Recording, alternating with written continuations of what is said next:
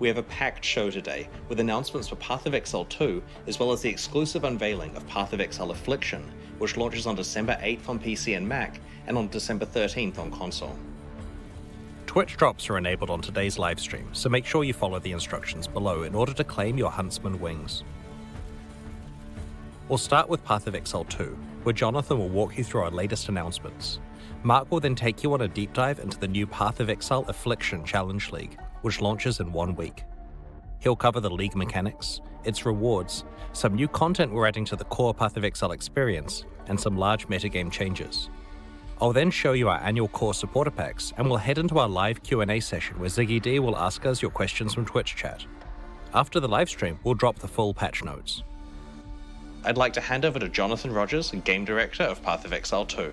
Hey guys, it's been a few months since we introduced you to the Druid in Path of Exile 2, but one of the things that we're really focusing on now is how varied each of the classes feels to play. The Monk darts around quickly from enemy to enemy, building and unleashing combos. If he doesn't stay in combat, he loses momentum and has to build it up again.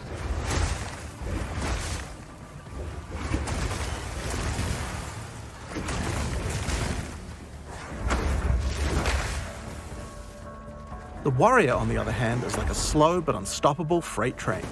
A warrior commits to big attacks and relies on stunning his enemies to stay safe in the thick of combat. That looks so good, when an opening though. presents itself, a warrior can use even larger attacks to demolish his enemies. So crisp. I don't know how it's gonna feel, though. The Huntress seamlessly moves from melee to ranged combat and back. The true damage potential of the Huntress is only unlocked when you learn to combine ranged and melee abilities together.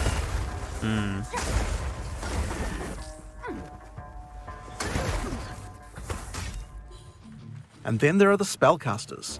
The Sorceress is a pure caster who much prefers to stay at range and drop powerful spells on her foes. Looks If like she me. finds herself surrounded by enemies, she would rather use an ability to escape than to take them on directly. Yeah, that looks crisp. That looks like me. The Druid is also a spellcaster, but unlike the Sorceress, he uses his spells as a means to support his melee abilities. And by melee abilities, we mean he can turn into a giant animal and rip his enemies to pieces. Looks cool.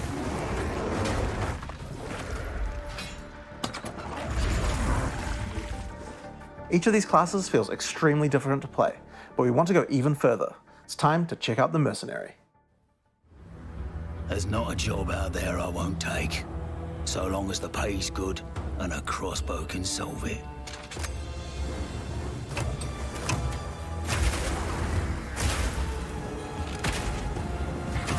Crossbow.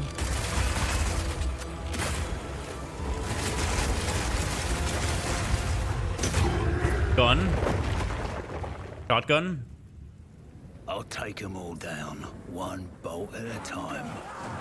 When thinking about each new class, we really try to think about how we can make combat feel different from all the others. For the Mercenary, that difference is the crossbow. A crossbow is fundamentally different than a regular bow because it fires instantly instead of needing to be drawn back. That looks so good. This means that you need immediate feedback. Clicking the fire button should make the character shoot instantly, just like in a shooter. As soon as we experienced that, we realized that there are a lot of design lessons to learn from shooters, and so we fully embraced them. WASD Path is of Exile confirmed, 2, by the we way. have crossbows that work like sniper rifles, shotguns, and assault rifles. Okay. But in order to really get shooter-like gameplay, we wanted to go further. In Path of Exile 2, we now support WASD movement. You can now walk around in any direction independent of aiming. In fact, if this is your preferred method of gameplay, you can use it on any class, regardless of what weapon type you're using. Alright. You can change between click to move or WASD at any time. There you go. At any time, You can okay. only hold 2 crossbows at a time, but Path of Exile 2 is all about interesting combinations of abilities, and this is Melee where buff, ammo true. skills come in. This is a burst shot crossbow, and right now I have armor-piercing ammo equipped, which makes it very effective when facing a group of enemies, since it pierces right through them. That looks like a clear speed machine. But there are compared other to the other ammos ones. too. For a bigger single target, it might be a good idea to switch to Incendiary. The more projectiles hit the target, the stronger the ignite, so you'll want to get up nice, close and personal with this one. If you have a bunch of targets running at you, you might want to slow them down. In this case, you could switch to Permafrost Burst Shot. Shooting a bunch of smaller enemies at range will chill them, and potentially even freeze them in place. Once you have some frozen enemies though, you can switch back to armor piercing. Buckshot. Shooting a frozen enemy with armor piercing burst shot will explode the ice, doing a huge amount of damage to all nearby enemies.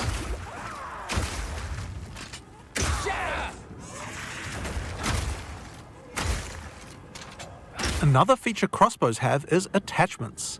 This is a grenade launcher. As you can see, when I equip it, it appears on the underside of the crossbow. These attachments are just like skill gems, so you effectively get extra skill slots, and you can augment these with support gems, just like regular skills. Okay. The inventory looks so old school, right? I love it. Fire in the hole! These grenades take a while to explode, so it's a good idea to pair them with some kind of crowd control, like permafrost burst shot. All right.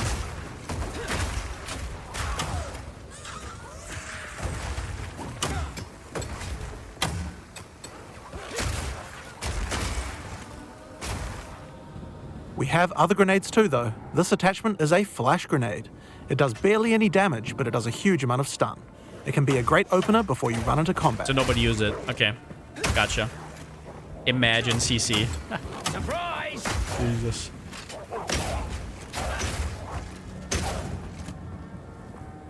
Now, here's another attachment, an oil grenade. Firing one of these grenades coats the ground and nearby enemies in oil. Oil slows enemies down, so it's another useful crowd control mechanic. That sounds more interesting, I guess.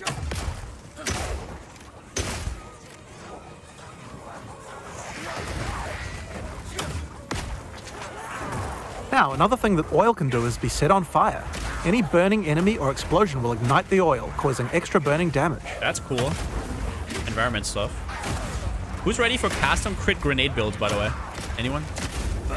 One of the problems with burst shot crossbows is that each pellet doesn't do much damage individually. This means that if enemies have armor, then it will be very effective preventing that damage.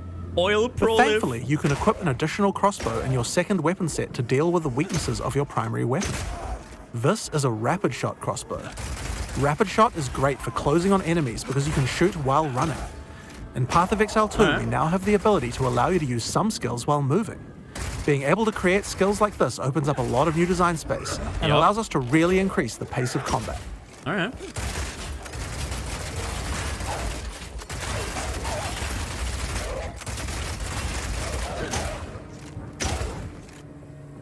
The armor-piercing version of Rapid Shot slowly erodes a monster's armor.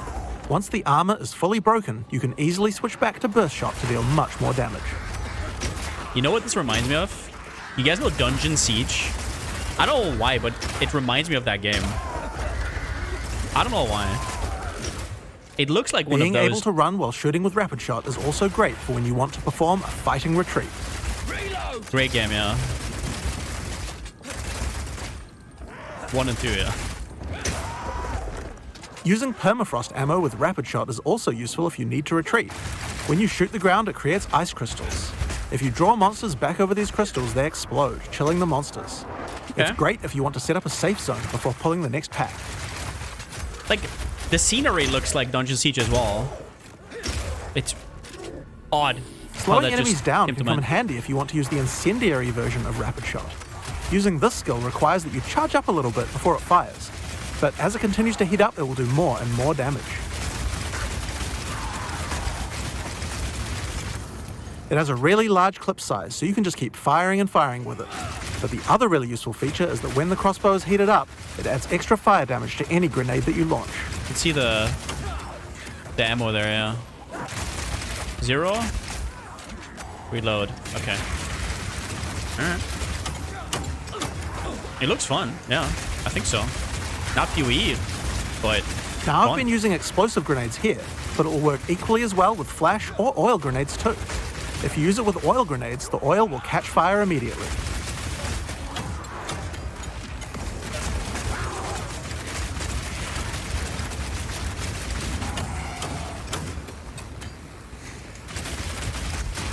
All right.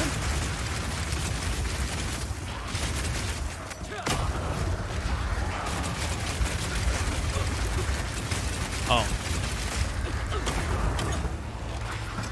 Yeah, by the way, stuff is off. Turned Another off. crossbow type that you can find is Power Shot. This one works just like a classic sniper rifle. Use it with armor-piercing ammo and it will penetrate armor on targets, so it's a good idea to use when something's really tough. Back down or die! Oh. You can run fast with this one. That's cool. So you can kite around. Now this skill has another Alright. interesting interaction with armor break.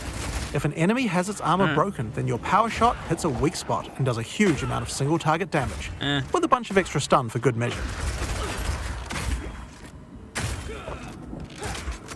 It still looks like a pain repositioning. There's a lot of stuns, it feels like. A little bit concerned Now, about that. the incendiary version of power shot is more like a rocket launcher. It does a big explosive blast at a distance. That's cool.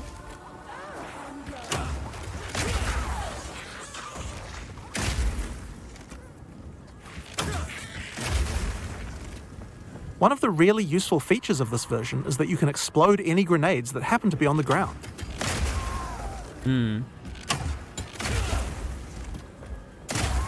EMP. This looks so good. Like everything. This combo also works really well with incendiary rapid shot. I'm going to charge up the heat on my crossbow, shoot out a bunch of grenades, and then start the fireworks with a power shot.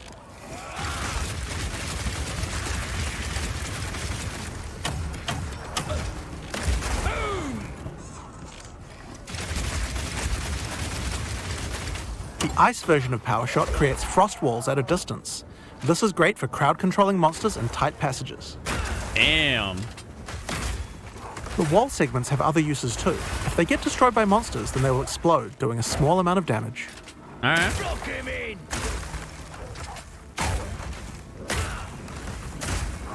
Do they actually think everybody's gonna play CC though? We all know it's not gonna happen, right? We all know you just do damage and you kill the stuff, right? Be real. Now, remember that burst shot combo with frozen enemies we did earlier? That works with ice walls too. Let's put burst shot back on. Now I can fill up this area with ice walls, then shoot them with armor-piercing burst shot for a huge amount of damage.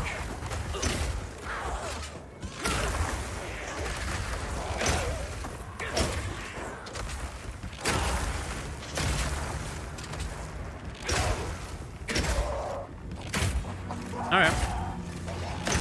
Alright, it's time to face the boss for this area. Let's see how we fare against her with all the skills I've shown you so far. But then you missed everything. Alright, boss fight. I'm not letting you anywhere near him.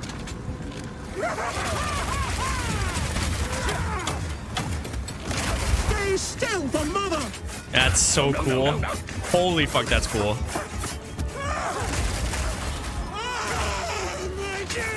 That is such a cool boss, honestly.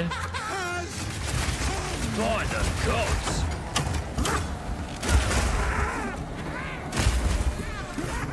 Rapid fire! Eat your fill!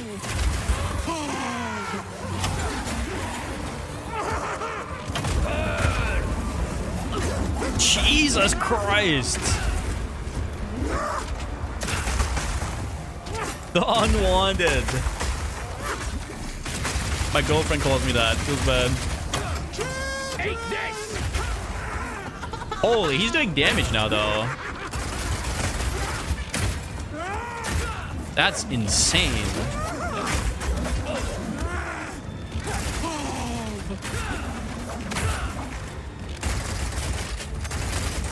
Piercing shot! This looks way more fun than when Melee did bosses. This actually looks like... This looks alright. Talking about the gameplay. That's not soulsy. That's pretty cool. That is not soulsy at all. This looks cool. He still has full flasks as well. He's gonna be fine. He's just playing it up a little bit. Yeah.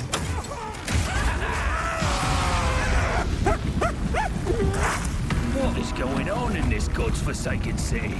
And that's the Mercenary. It feels totally different than anything we've made before, and shows you the range of what's possible in Path of Exile 2. Wow. That's really cool. Yeah. That doesn't look soulsy to me. I'm not gonna lie. Maybe I don't play enough Souls games, but that does not... It just looks like an ARPG that's a little bit slowed down. That doesn't look Soulsy to me. We're going to be showing off a lot more about Path of Exile 2 as we approach its beta, but in the meantime, we've got a Path of Exile 1 expansion coming out next week. I'm going to hand over to Mark, also known as Neon, to show you what's in store for PoE 1. Thanks, Jonathan. Well, let's just go ahead and get straight on into it. Here's the trailer for Path of Exile Affliction. Something moves in the mists. Something sinister. Thorn. Rot. Plague. And claw. The affliction spreads. It hungers for more.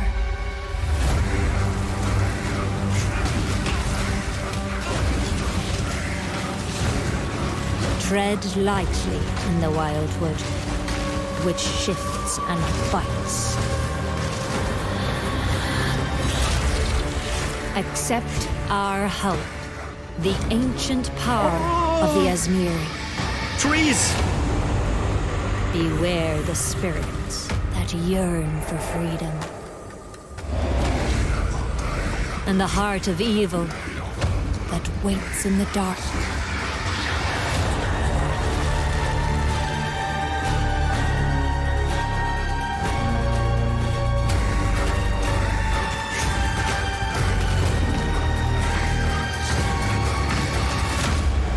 Ready yourself. I will be waiting.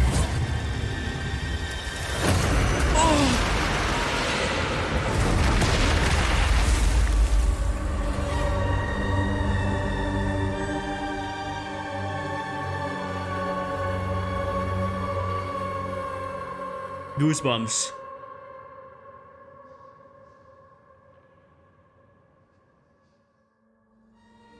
In the Affliction League, you will encounter sacred wisps, which beckon you to enter overgrown passageways that lead to the Viridian Wildwood. A vile affliction has covered this forest with a foreboding darkness. You'll need to uncover the forest mysteries to put a stop to the source of the affliction.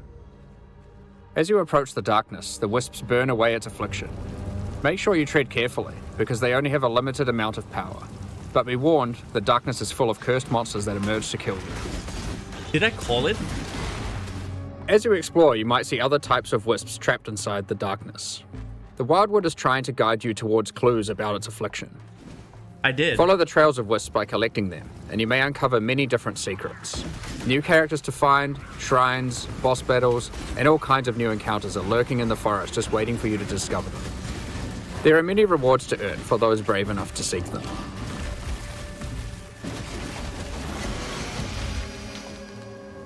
When the sacred wisps run out of energy, they will return you back to where you came from.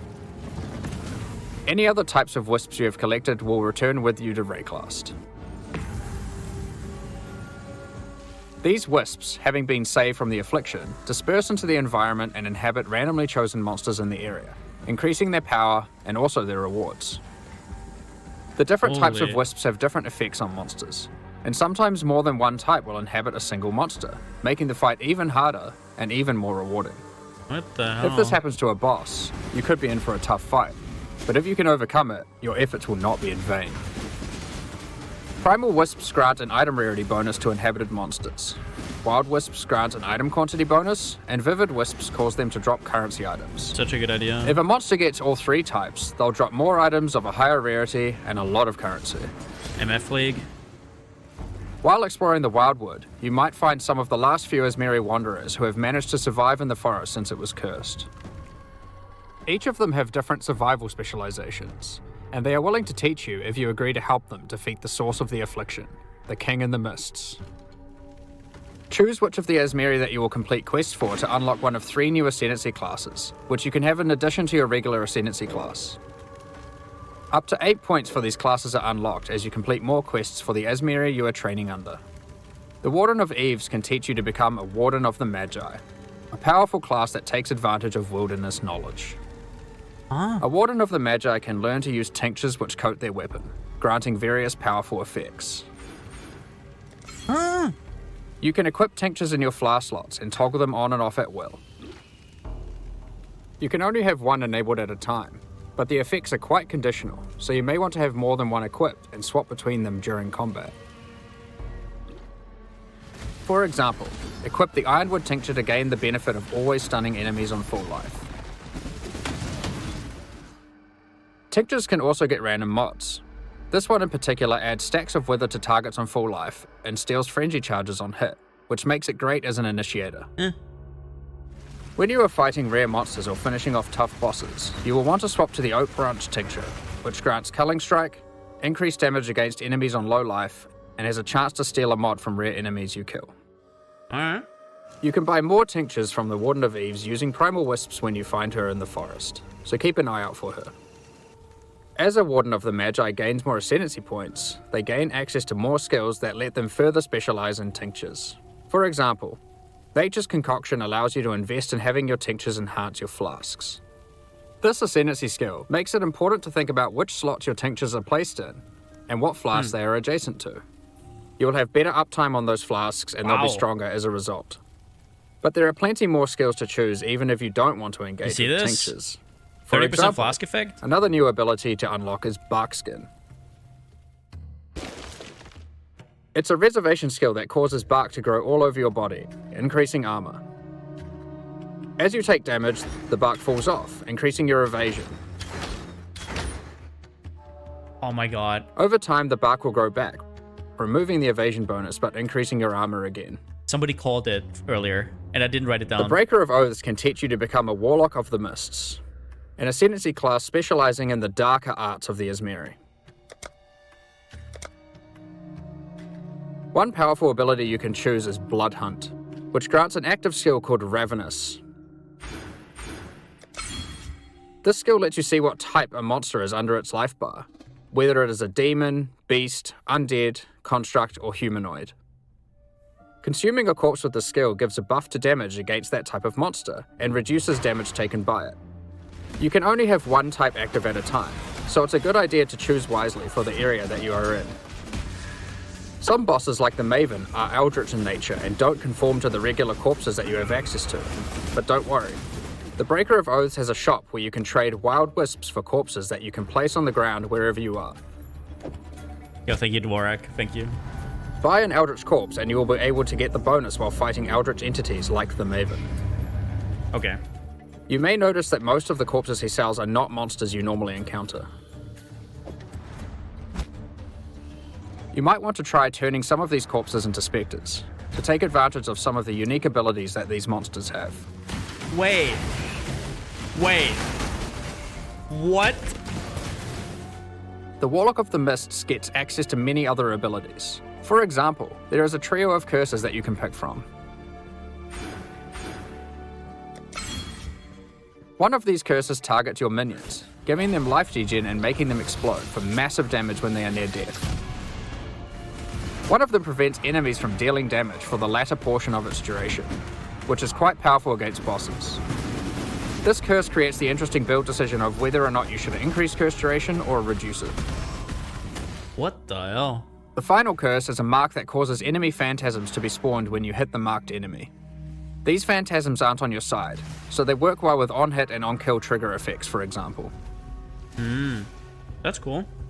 The Primal Huntress can teach you to become a Wildwood Primalist.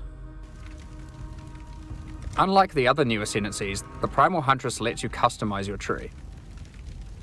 There we go. I'm listening. You do this with charms that you can buy from the Primal Huntress for Vivid Wisps. Ooh. Charms have randomly generated mods, which give stats from regular ascendancy classes. Oh, what? Allowing you to create your own hybrid ascendancy class. Jesus. Charms are magic items that are aligned with different attributes. So for example, this Ursine charm is strength aligned and has gotten the melee hits have a chance to fortify stat from the champion, and the ability to stop your movement speed going below base from the Juggernaut. This interline Corvine charm lets you get the stat that makes your consecrated ground effects linger from the Inquisitor, and the effect that makes cursed enemies explode from the Occultist.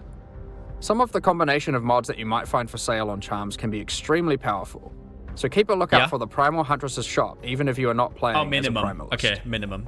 As a Primalist, you also get access to a few other interesting abilities. Use war cries next to corpses and they have a chance to drop an extra item. It opens nearby chests too. Him blocking? The Primalist also gets access to a small extra backpack, just in case you find yourself needing to cart more items to town during your map runs. If you are unhappy with the class you picked, or you just happen to find a really great item for another one of the classes, you are able to change which class you are using next time you find one of the Azmiri Wanderers. Just remember that you will have to do their quests in order to gain the ascendancy points for that class. These quests will lead you towards the ultimate goal of the Azmiri, finding the King in the Mists, defeating him, and cleansing the forest of its affliction once and for all. There are new uniques to find, rewards to claim, and new ascendancy classes to master in the Affliction League. That's a big league. Now that we've covered what's in the league, let's talk about some of the changes you can expect to the core game in 3.23. For a start, Ultimatum is finally going core. When talking to players at ExileCon, it was the #1 feature that people requested. When playing through in-game maps, you may sometimes encounter the Trial Master, who offers you a choice to undertake a deadly Val trial in exchange for great rewards. If you defeat the trial, he offers to go double or nothing with you. Do you take the risk and go for an even better reward? Or do you take the winnings you have already earned off the table and go home? We've done a full rebalance of Ultimatum and have added many new mods and rewards, including both new and reworked uniques.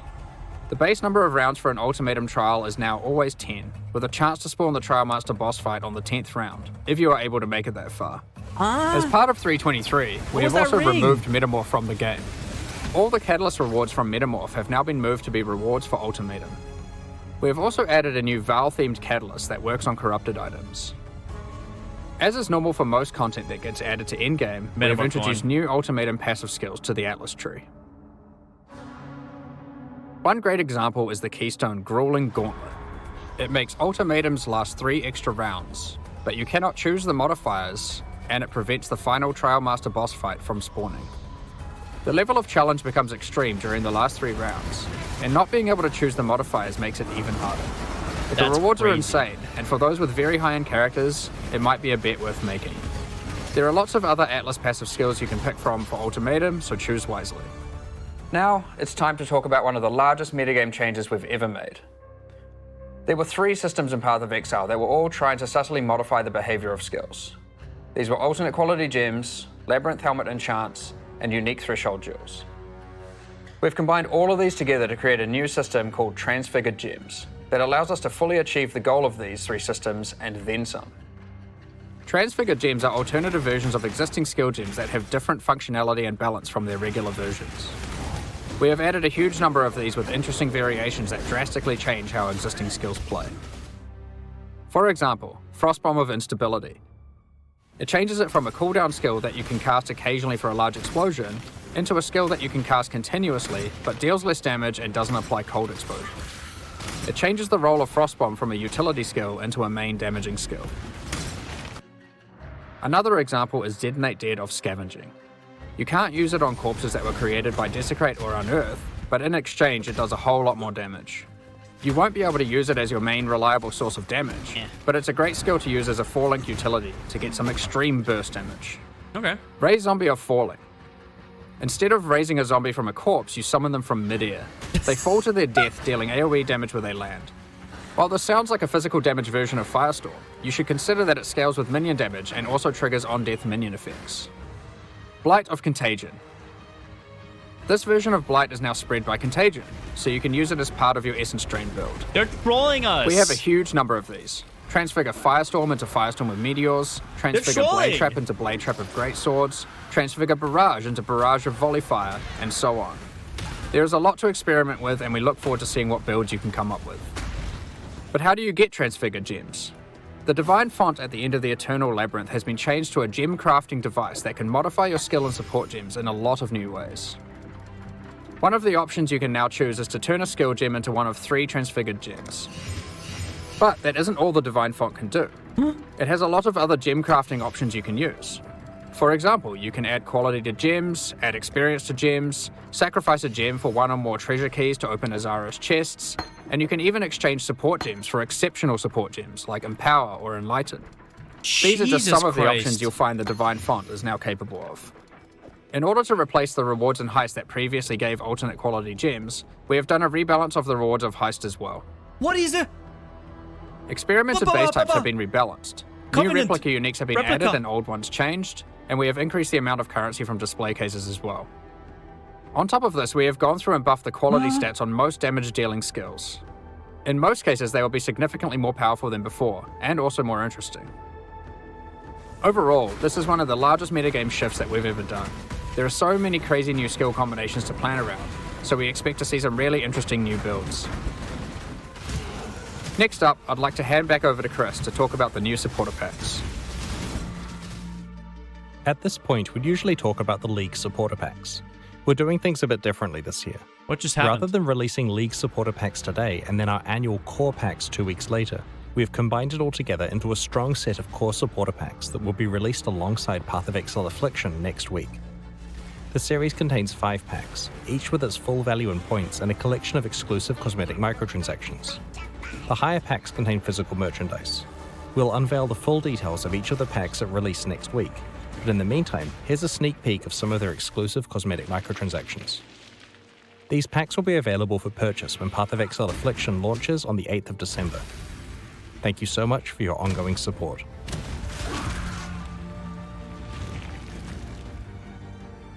We're just about to start the Q&A with Ziggy D. Afterwards, we'll post Path of Exile Affliction's full patch notes. With the release at the end of next week, our community team will be posting crucial information you'll need for Affliction's release. Keep an eye on the news. On release weekend, we expect to launch the new mystery box and this season's Kyrix Vault Pass. Thanks for joining us today and checking out our latest developments. We're looking forward to exploring the Viridian Wildwood with you next week. We'll begin the Q&A shortly, so please get your questions ready. I have a question. What the fuck? Is that a question? Is that a question?